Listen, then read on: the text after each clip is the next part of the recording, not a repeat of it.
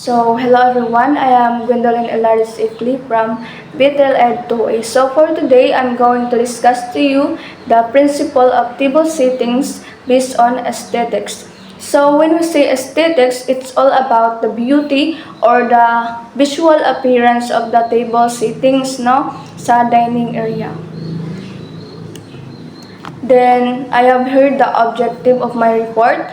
First is the purpose to explain the principles of table setting based on aesthetics. As I go deeper or we go deeper to this topic, ato siyang mahibaw-an kung unsa ang kanang mga base dito na principle kung ingon taong aesthetics sa ato ang table setting.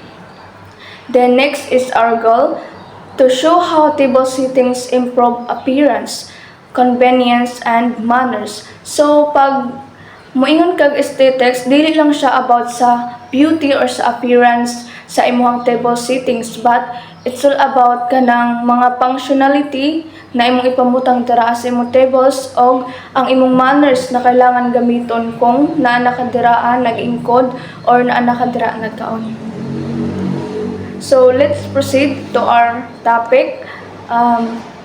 First, we're going to define what is principle of table settings. So the principle of table settings involve arranging tableware. So when we say tableware, it's all about the plates, glasses, silverware, napkins.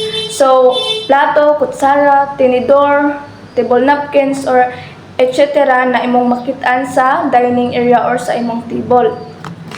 So, in a specific order and layout to create a functional and visual appealing setting for dining. So, principle of table setting is all about kung unsaon nimo pag-arrange, kung unsaon nimo nga visually appealing or kanang gana tan-awon ma-attract ang kanang mga unay sa imuhang table na gi-arrange. So, dira nimo makuan kung unsaon mo pag-arrange sa mga kutsara, sa mga baso na dali nila makuha or dali nila magamit, no?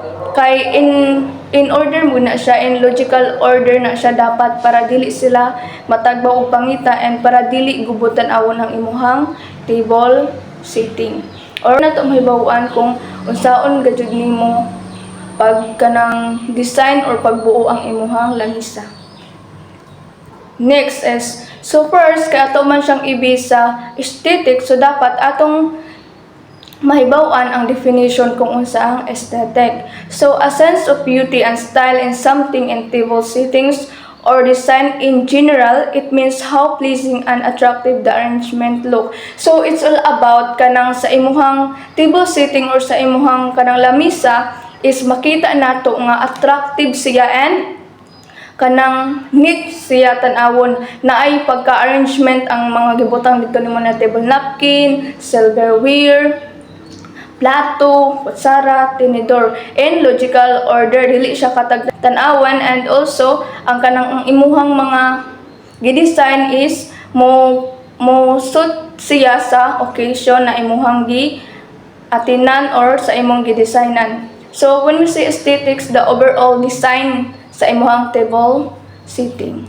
So this picture shows the table setting based on the aesthetic. So as you can see, naa siya mga decoration, no, like candle, flowers, so and also nakaano siya, naa siya balance kung unsa ang nasa pika side mausad ang nasa pika side. So matanaw nato na naa siya kanang neat siya tanawon. Next, overall visual concept. So, mo ni siya ang kinahanglan nga naa sa imong table setting kung magbista sa aesthetics. So, clutter versus elegance. Keep the arrangement simple and intentional. Less is more. A few quality items create greater impact than many. So, kailangan ato yung kanang tarungon nga dili kayo daghan ang ato ang kanang mga design nga dili na siya mo suit bitaw sa occasion, kay bisan gamay or mas gana ang gamay nga imong ibutang basta hinlo ug neat siya tan-awon nga mo suit siya sa occasion. So When we say clutter is kanang daghan na kay kagipamutang but din dili siya elegante tan-awon. So dapat kung mag-design ta atong hunahuna-una, mas okay ang gamay kaysa sa daghan nga grabe kagubot tan-awon. So next is layering for depth. So you can use chargers, stock plates, napkins, and place cards para you can add a visual interest sa mga guests or sa mga onay sa imong table or kana na event. Then this picture show how elegant dining table look like. So, the next visual concept is balance and symmetry. A table can be symmetrical for order or asymmetrical for creativity, but items should always look cohesive. So, pag magbista sa aesthetic, dapat ang pag-design sa atong table setting is balance siya. Kung unsang nasa pika side, mao po dapat ang nasa pika side sa lamisa. So, we can use asymmetrical sa pag-design for creativity, but then atong timanan na kasagaran kung formal na siya na event, kailangan is na siya balance o symmetry para neat tan-awon and na siya visual appealing. Next is rhythm and repetition. So, repeating elements like candles or placemats brings unity and calm. So, sa next picture nato makita ninyo giunsa ang rhythm and repetition. So makita ninyo na kung unsa ang naa sa pinakauna sa lamisa, kung nagbutang sila og candle hantod maabot sa ulahi is naragyapon na siya ang candle. And also sa mga placemats, sa mga plato, sa mga kutsara, kung unsa siya naka logical order, kung asa siya nabutang, mao po dapat hantod sa kinatumyan sa lamisa. It brings unity, di ba? Pag imong tanawon is grabe niya ka, murag inyong yung giplanuhan and siya unity kay balik-balik raman siya, di man siya hugaw tanawon, di man siya katag. And also, grabe siya ka bagsik tanawon kay makhatag siya og kanang peace man bitaw sa kanang mga onay kay dili man siya gubot. Next is focal point. A centerpiece should enhance the table without blocking guest view. So, dapat kung magbutang taog mga flowers or candle, dapat ibutang nato siya sa tunga or kanang ini-design na pampagana sa imong table setting. Dapat dili siya maka-imberno or dili siya maka-block sa tanawanan sa mga audience. Dapat naaragid siya sa tunga, dili siya sa gabal. Kung na ay mga events, dapat nakabutang siya sa tunga kung asa dapat na siya ibutang. Di mo siya ibutang sa kanang mga kilid kay basin kanang pag maingkod ang mga audience or matindog, masabod. So, ma-damage ang imuhang table setting or pati ang events. So, this picture show the balance and symmetry. So, as you can see, kung saan naa sa pinakauna sa lamisa, maupod ang sa ulahi. Kung saan naa sa pika side, maupod ang nasa pika side. So, puro color green ang ilahang table napkins, ang ilang mga plato is white. So, na sila candle na white. So, the other side is the rhythm and repetition. So, as you can see is ang mga baso, hantod sa pinakauna sa lamisa, hantod na human is na agad yung baso na nagsunod-sunod. And also the kaning table napkin, the flowers, the plates, so nagbalik-balik na siya para dili siya hugawtan abon.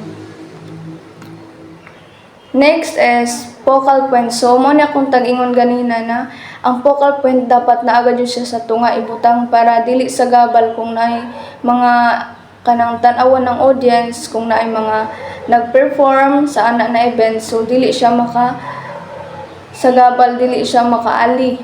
So dili para makapokus ang mga unay. Dapat kung magbutang kagingani for design siya, dili siya makasagabal sa event or sa nangaon.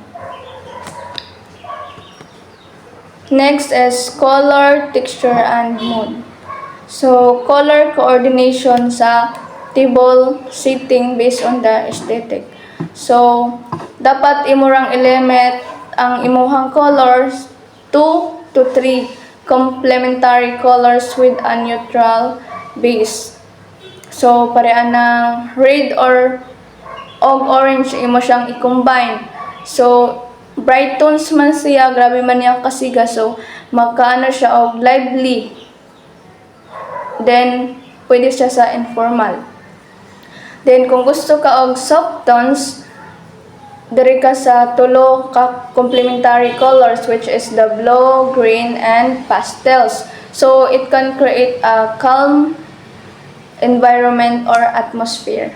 So next is the earthy or neutral tones. So pag intag neutral tones is kanang dili kay siya lively nga mga color or dili kay siya highlight, kana ng mga neutral or tama-tama siya sa mata. Dili kay siya sakit tanawon sa mata. So it can create a casual ra and calm and peaceful atmosphere. Next is textural contrast. Mixed materials for richness, smooth ceramic with rustic lining, polished silver with wood. So in textural contrast, so pwede ka dira magamit og kanang mga fabric bitaw nga pangdato, and also kanang mga wood for design nimo is pwede nimo siya gamiton para ma-attract ang kanang mga unay, like sa kanang mga kahoy, no, nga para pang design na siya. Next is the ambience and lightning. So pag mingon tawag ambience and lightning, so dapat ang imong gamiton jud na mga lightning, for example sa candles, dapat kanang mga soft ra para maka-create ka og intimate mode, kanang kuan ra ba, warm and grabe ra niya ka peaceful na atmosphere, kay para dili sad magsakit ilang mata. Kay pag grabe manggod ka siga sa suga is maglabad ang ulo sa mga nangaon, kay dili kayo sila comfy sa imuhang suga na grabe ka lightning. So dapat soft ra ka jud. Then iyang theme is match the style to the occasion, classic for formal, creative or rustic for casual. So dapat kung mag-design ta, dapat ato yung mahibawan kung unsa na siya na event, kung para asa na siya nga event. For example, sa mga formal, so ang imong gamiton jud diraan ng mga materials is for classic, kanang mga elegant. So pag moingon pud ta og casual, so pwede ra dira ay pagawas nimo imong creativity, no. Pwede ra siya kanang mga design na mga highlight kay na color and kanang mga kuandra, dili kay siya formal na mga materials imong gamiton. Next is functionality and details. So pag moingon tag functionality, ang mga uses sa tableware. So function over fashion. The design should support comfort and ease. Guests should eat and converse freely. So dapat unahon gud nimo kung ang kanang iyahang function, dili ang kanang imuhang fashion nga grabe rin mo ka creative, pero di ay wala na dahil nimo nasakto og pamutang ang kanang mga plato, mga kutsara.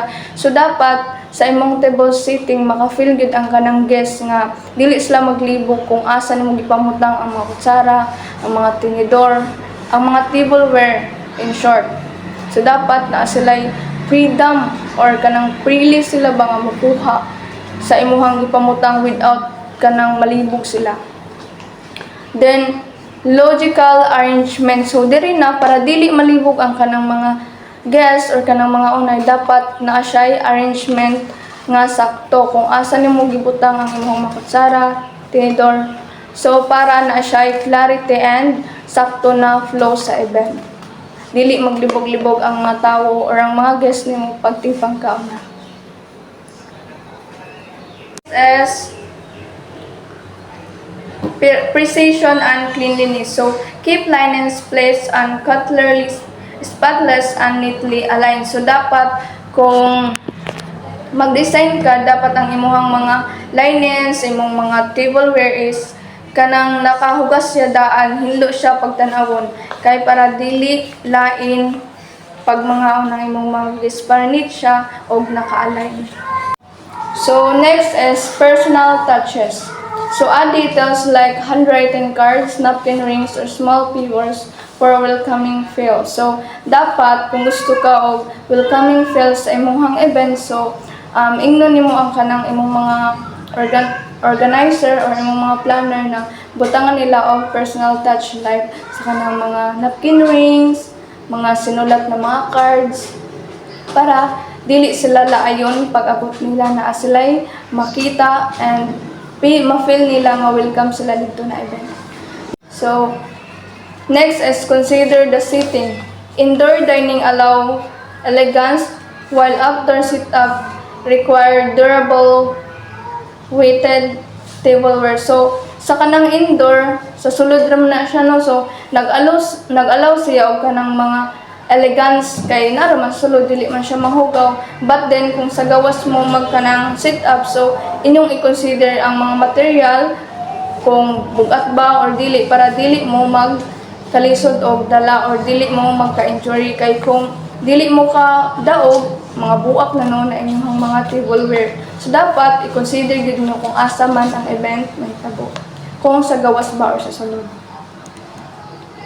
So last is the finishing touches. So ining kanang kahuman na imong tanawon ang iyang aesthetic appeal kung nagmatch ba or complementary ba siya ang imong mga tableware, imong mga tila o ang imong mga glassware kung naka-align ba na siya, gana ba siya tanawon, na ba siya visual appeal. Then balance. So even harmonious arrangement that feels intentional. So imong siguro dawhon jud na naay balance ang imong table settings para naisya tan-awon og hinlo. Then functionality. So imo gid tan-awon kung dili ba maglibog ang mga guests paggamit sa imong kaning mga tableware kung nasakto ba jud nimo og butang in logical order. So, the final finishing touches is the color harmony and decoration. Color harmony, threefold coordination that enhances mood. So, you can check if ang mga color na imong gipamutang sa mga linen is nagmatch ba siya or nakapa-enhance ba sa mood sa imong mga guests or sa mga mang-dining. Decoration, elegant flowers or candles that elevate beauty without obstructing interaction. So you can use flowers or candles para mapagana or naay visual appeal ang imuhang pag-decorate sa table setting, but then siguraduhon nimo na dili siya maka-distract sa kanang mga guests or dili siya makadaot sa event. That's all for today. Thank you very much for watching. I hope you understand and learn something.